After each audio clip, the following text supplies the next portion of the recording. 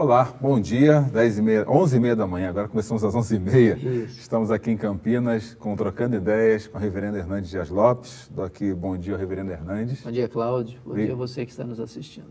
Veio bem de viagem? Muito bem. Que bom, que bom. Muito bom estar com o senhor aqui. E como eu disse semana passada, toda segunda-feira eu aprendo um pouco mais, eu aumento o meu conhecimento para poder desfrutar das palavras do reverendo Hernandes.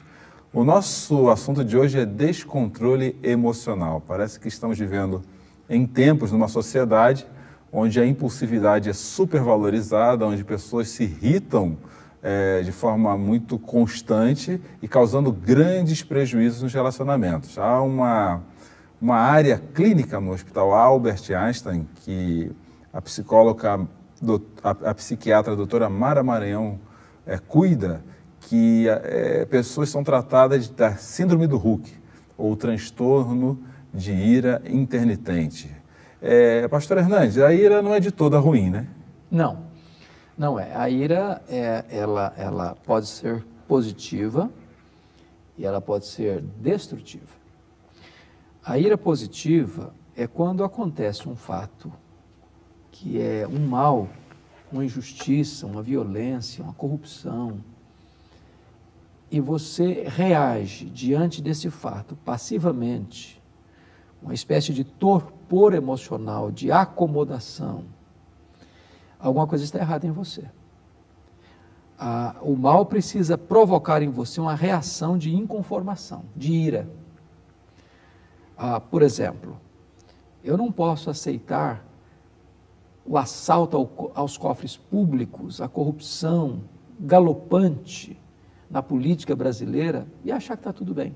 Me conformar com isso. Precisa causar um certo grau de indignação, de indignação, de revolta. Quando você vê hoje, por exemplo, os desmandos, até nas igrejas, de pessoas agindo com má fé,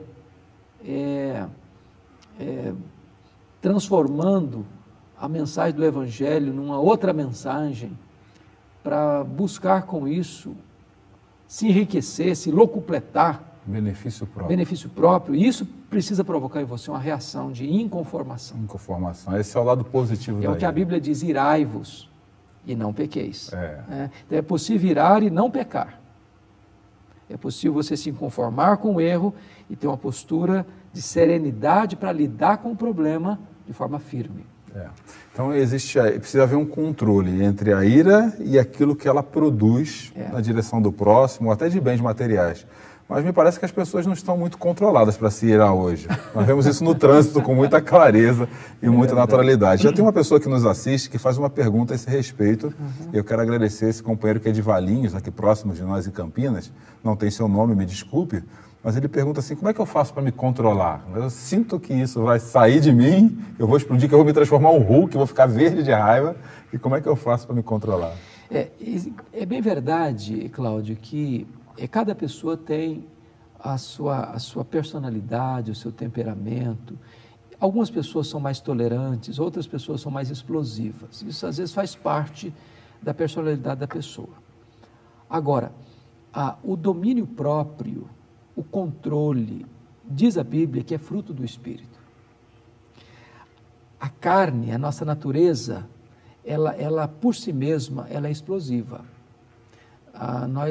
Porque o problema não é a ação, o problema é a reação.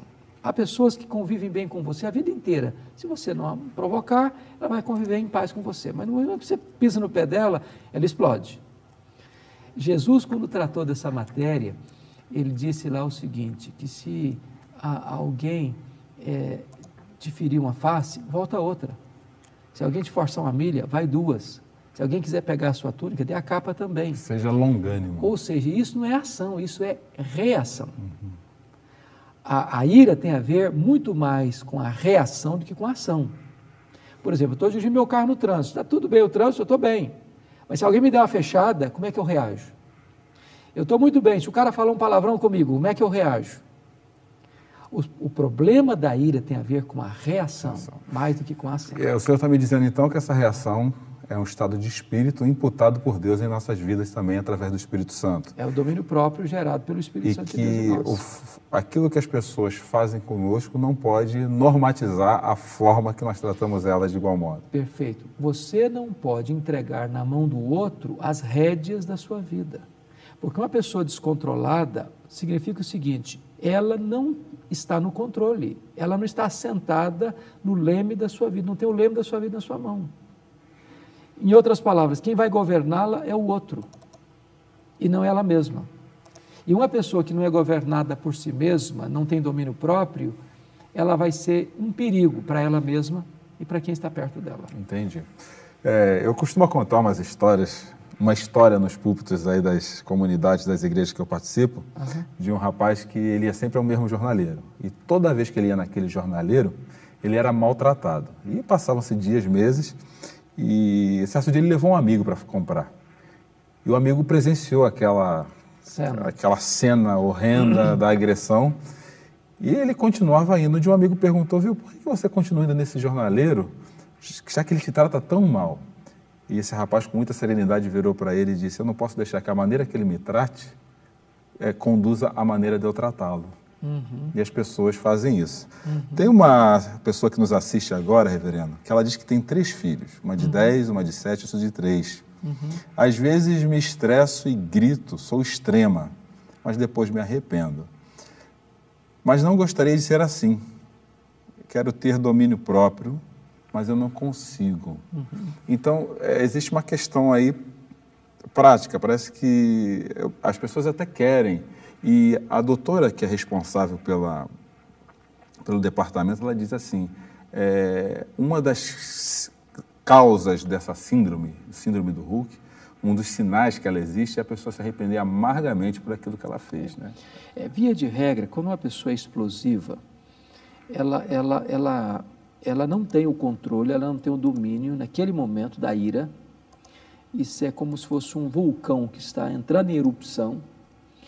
E, obviamente, quando uma pessoa está irada, ela fala o que não quer falar, ela fala com um tom de voz que não quer usar, e ela agride, às vezes, quem ela mais ama. Então, como ela não teve o domínio próprio, não teve o controle emocional de se conter e de administrar seus sentimentos, ela joga esses estilhaços. E aí depois ela se arrepende. Por quê? Porque ela não queria provocar aquela reação de machucar as pessoas. Não foi intenção dela machucar as pessoas. Mas as pessoas não conseguem ler as nossas intenções. Elas só conseguem ver e ouvir a nossa voz e ver as nossas atitudes. É por isso que a pessoa se machuca ao machucar os outros. Isso nem sempre é intencional. Não é intencional. Via de regra não é intencional. É uma questão de temperamento. Não é. Nem sempre uma pessoa explosiva, ela é uma pessoa ruim, de má índole. De má índole. Entendi. De má índole. O que ela precisa é trabalhar esse domínio próprio, esse controle emocional. E de que maneira faz isso? Na medida que ela se aproxima de Deus, na medida que o Espírito Santo vai controlando a sua língua, controlando seus sentimentos, seu temperamento, ela vai sendo dominada, não por ela, mas pelo Espírito de Deus. O domínio próprio, então, ele está diretamente ligado às nossas disciplinas espirituais, né? Ao exercício delas. Com certeza. Por isso que a Bíblia diz que é fruto do Espírito, não é uma coisa natural, o fruto ele tem que germinar, crescer, amadurecer, até dar alimento em tempo bom. Mas na sociedade que nós vivemos, ela não ajuda-nos a ter paciência para esperar esse tempo, e as pessoas também não têm paciência com a gente. O assunto é esse, já voltamos no segundo bloco de Trocando Ideias com Hernandes Dias Lopes.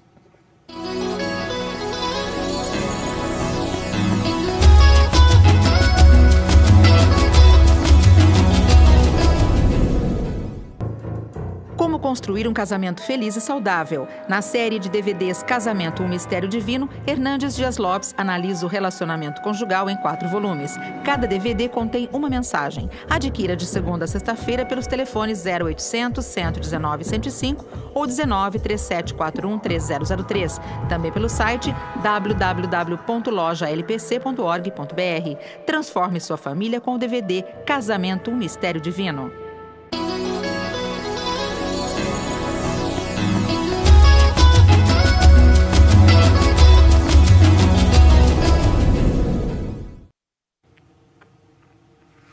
A ira é uma questão presente na nossa sociedade, numa sociedade que tem vivido a velocidade, sem profundidade de relacionamentos, numa sociedade que é exigida pelos seus resultados, e vemos exemplos da ira em várias instâncias, em vários lugares. No trânsito, como o reverendo Hernandes falou agora há pouco, dentro de casa, tem pessoas que, em ataques de ira, elas destroem a casa, destroem a propriedade. Então, a ira ela pode destruir relacionamentos e pode destruir propriedades, trazendo prejuízos para a pessoa mesmo que se ira e para as pessoas também que estão à sua volta. Afora a questão hoje de tantos crimes passionais que acontecem em virtude desse fato. A pessoa não tem domínio próprio, às vezes uma conversa que poderia ser tranquila se transforma numa discussão violenta e a discussão passa da agressão verbal para a agressão física e às vezes chega à via de fato, até mesmo ceifando vidas.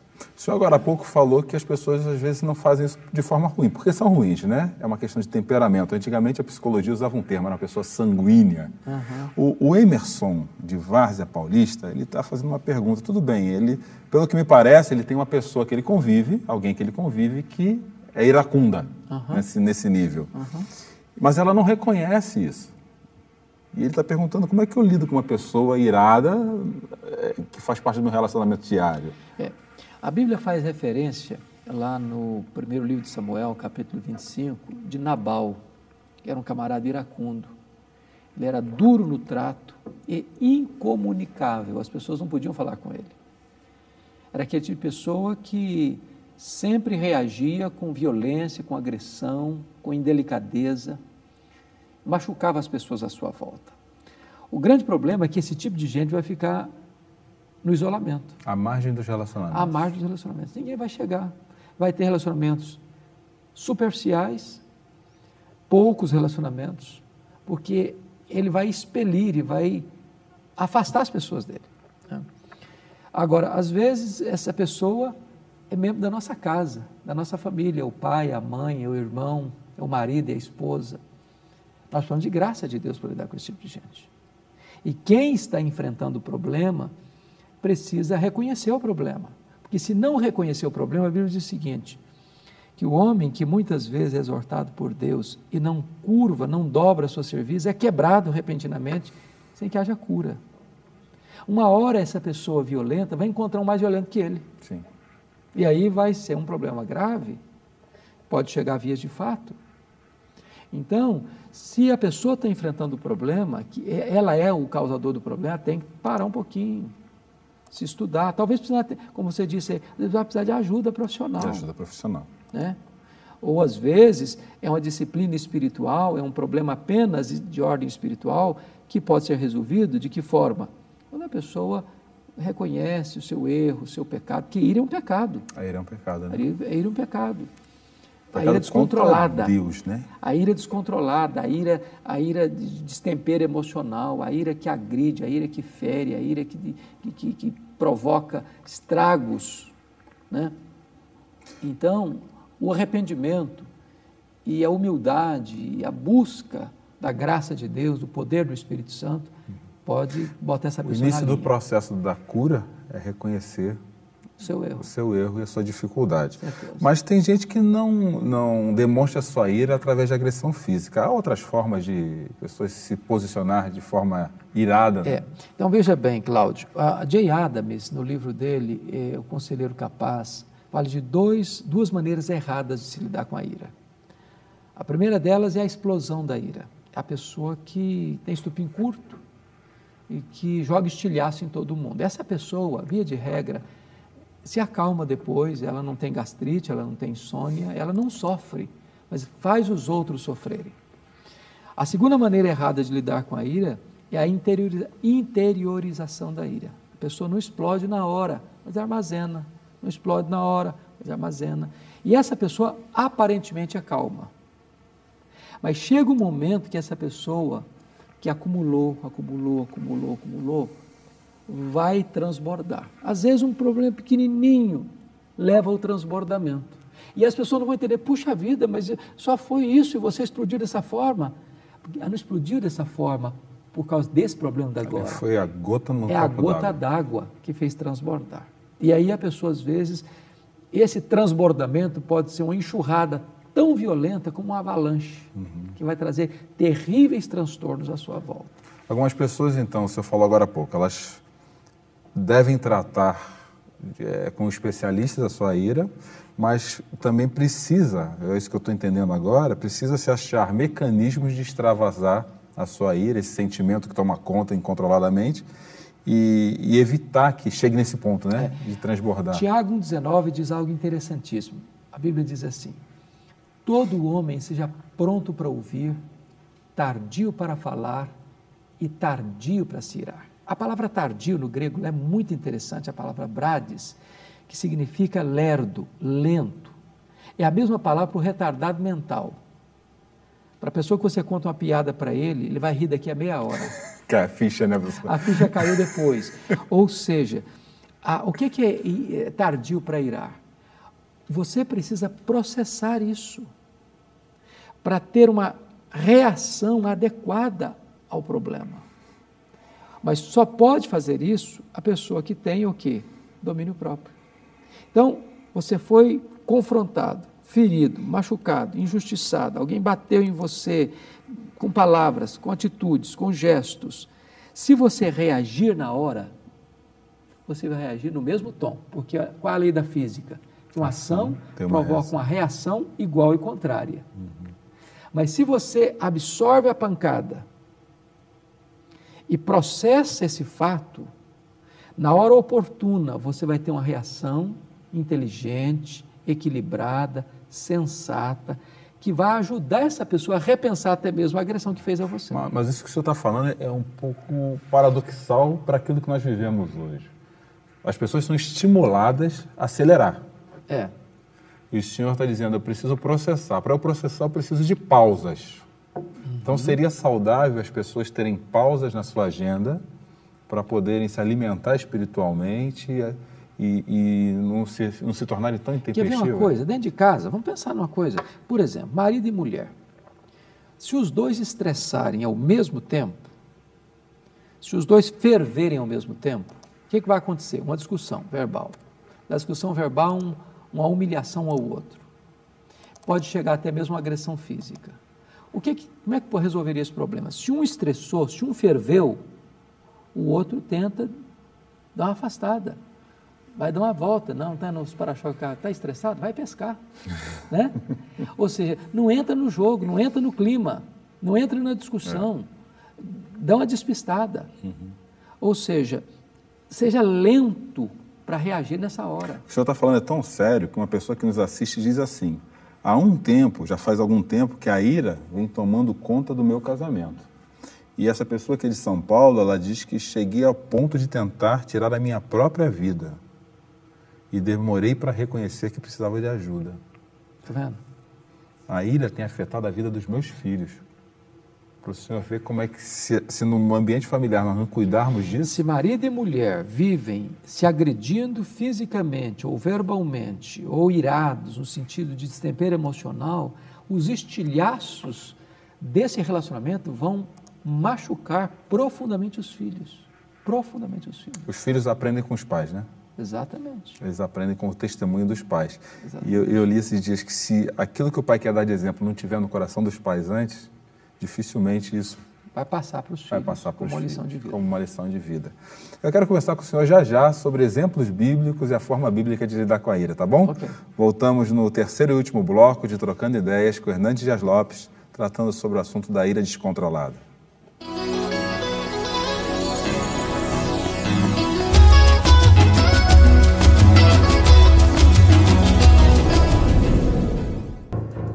Como construir um casamento feliz e saudável. Na série de DVDs Casamento, um Mistério Divino, Hernandes Dias Lopes analisa o relacionamento conjugal em 4 volumes. Cada DVD contém uma mensagem. Adquira de segunda a sexta-feira pelos telefones 0800 119 105 ou 19 3741 3003. Também pelo site www.lojalpc.org.br. Transforme sua família com o DVD Casamento, um Mistério Divino.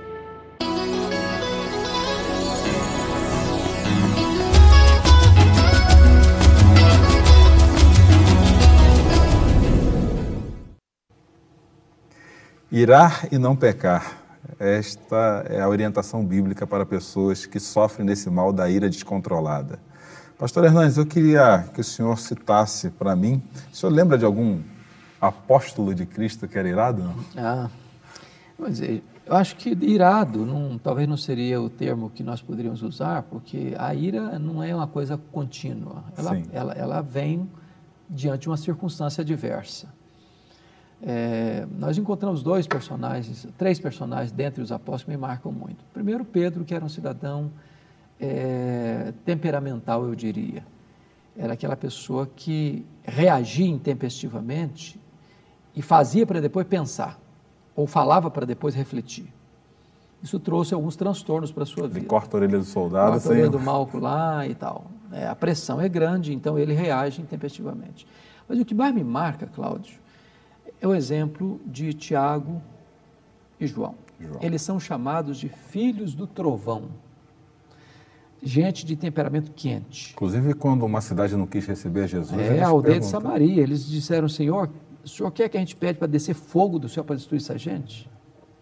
Ou seja, era aquele tipo de gente temperamental, explosivo, e que tem uma reação, eu costumo dizer que é usar uma marreta para pregar uma taxinha. Né? Isso é boa.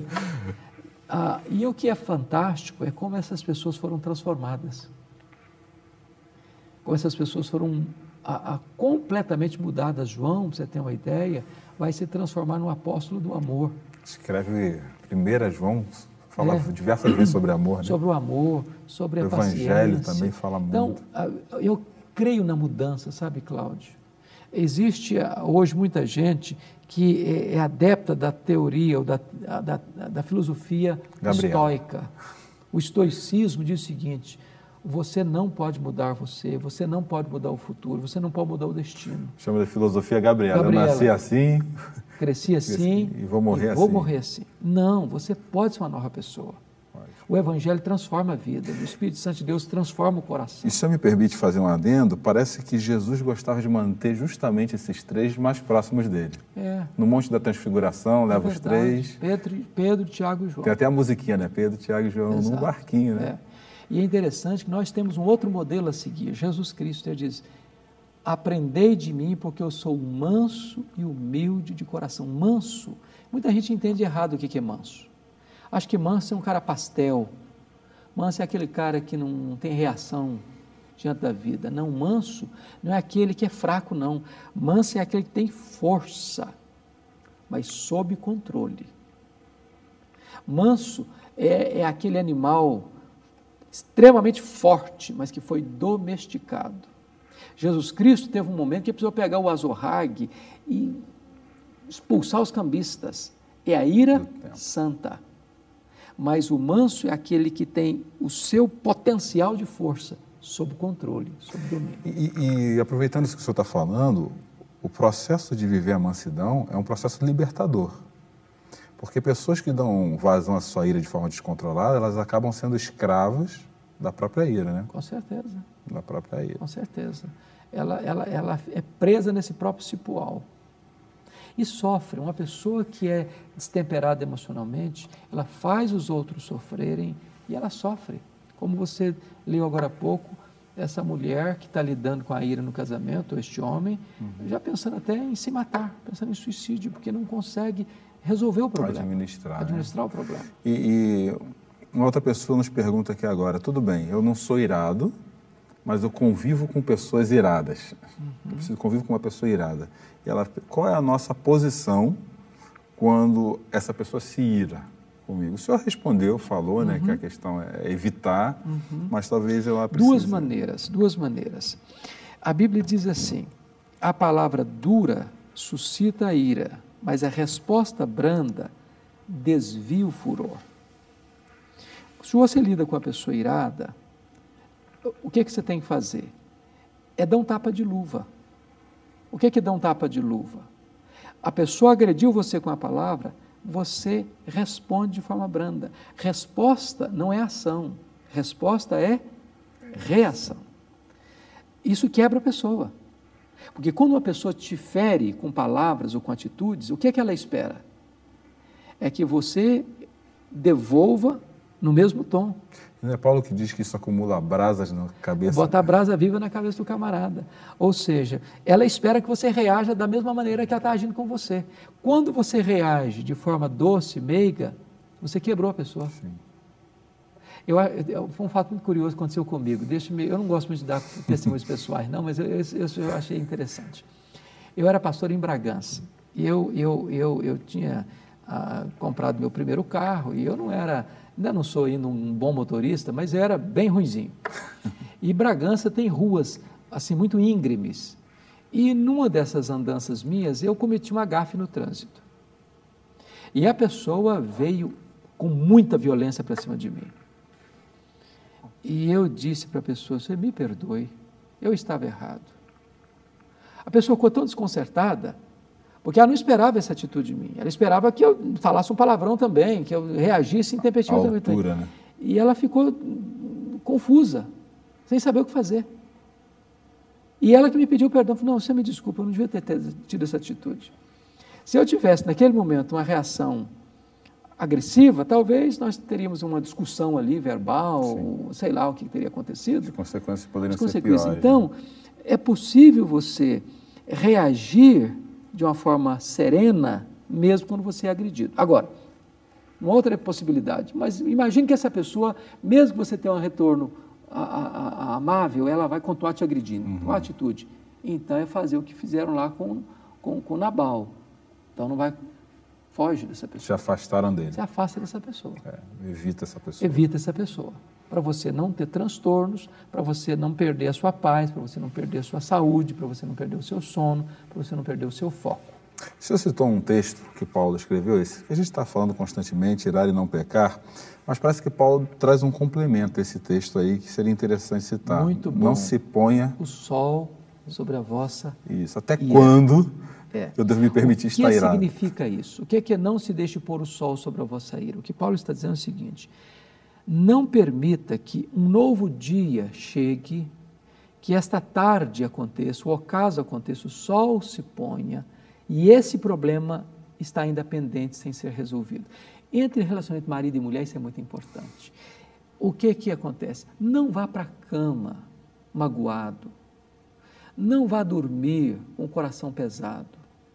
Se você for para a cama com o coração pesado, magoado, ferido, a noite vai ficar longa, o colchão vai ficar cheio de espinhos, você vai acordar amarrotado. Então, tenha humildade de procurar a pessoa, olha, não está bom, vamos conversar, vamos nos perdoar, vamos restaurar o relacionamento, vamos ter uma noite gostosa de sono. É isso que o texto está dizendo. Porque a ira congelada se torna mágoa, se torna amargura. E a Bíblia diz que a amargura tem dois efeitos. Ela perturba a pessoa amargurada e ela contamina as pessoas à volta. Então, como é que resolve isso? Perdoando. O perdão é a asepsia da alma, é a faxina da mente, é a cura das emoções. Aquela conversa de que eu não gosto de perder discussão não cabe nesse espaço. Não, né? não cabe. Você é grande quando você é humilde. Quanto mais humilde você for, maior você será. Que bom. Uma palavra rápida para a pessoa que nos assiste agora. Meu desejo é que você cultive um relacionamento com Deus. Quanto mais perto de Deus você estiver, mais perto das pessoas você estará. Quanto mais cheio do Espírito Santo você for, mais domínio próprio você terá. Quanto mais você imitar a Jesus, mais você vai ser uma pessoa meiga, doce, afável nos relacionamentos. Tem cura para isso, tem solução para isso. Essa solução está em Jesus Cristo e na comunhão com Ele e no domínio do Espírito Santo na sua vida. Amém. Muito obrigado, reverendo Hernandes. É um privilégio, Cláudio, estar aqui com você e com os nossos ouvintes.